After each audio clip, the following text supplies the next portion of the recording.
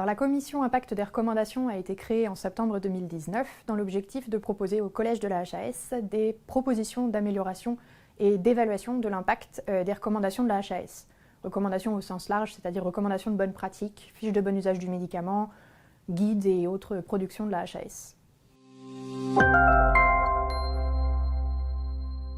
Donc les missions de la commission sont de formuler des propositions sur un sujet spécifique ou de formuler des principes généraux concernant l'amélioration et la mesure de l'impact d'une recommandation.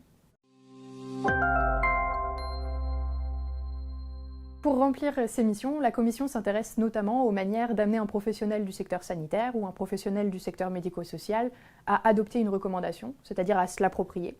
Et pour cela, ça demande une connaissance approfondie d'une cible spécifique, de ses besoins, de ses perceptions, de sa manière d'agir, et également une connaissance des biais cognitifs qui peuvent affecter cette cible.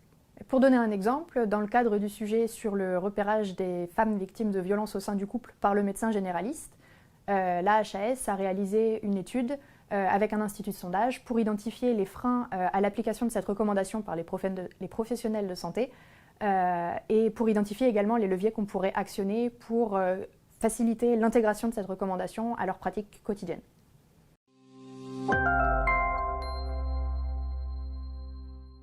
Alors la commission impact des recommandations s'appuie sur des enseignements qui sont issus des sciences cognitives et des sciences comportementales ou d'autres approches comme le marketing social.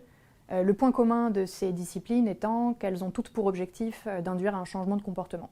Donc ce changement de comportement, ça peut nécessiter une modification minime, comme le simple fait de rendre une information plus saillante, mais parfois ça peut nécessiter une intervention plus vaste avec différentes étapes, comme par exemple une phase de co-construction d'un outil et une phase de test. La réflexion de la commission se nourrit de ces enseignements de différentes manières. D'un point de vue conceptuel, cela invite à repenser le modèle de l'agent rationnel, c'est-à-dire à reconnaître que la réalité de la pratique ne permet pas toujours l'application parfaite des données de la science dans toutes les circonstances.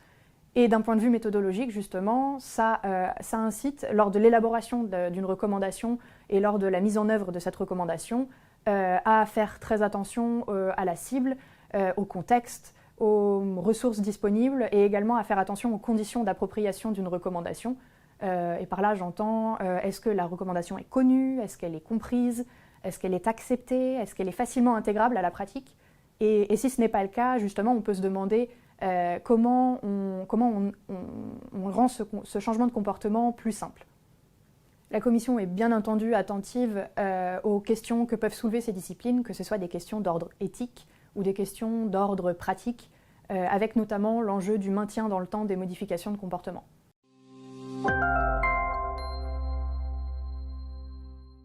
Pour intégrer plus durablement ces enseignements issus des approches comportementales aux travaux de la HAS, la commission envisage plusieurs choses, notamment de familiariser les collaborateurs de la HAS aux apports et aux méthodes de ces disciplines.